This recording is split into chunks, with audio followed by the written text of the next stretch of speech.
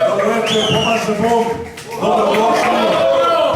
Dobrodošli na drugi festival Voanергes, pravoslavni festival alternativne muzike.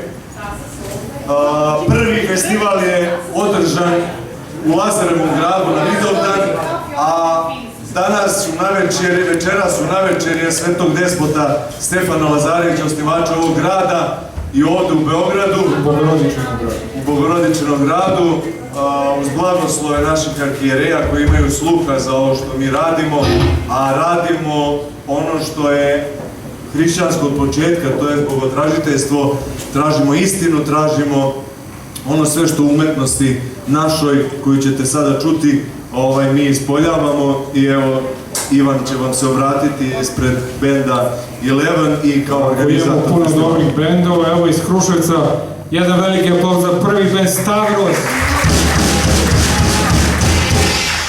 Posle idu Eleven, isto Kruševljani, to smo mi, tako, možeš jedan aplauz, naravno.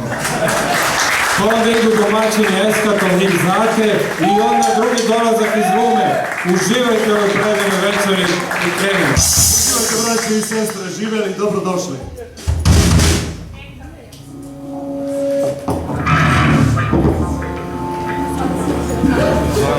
Može.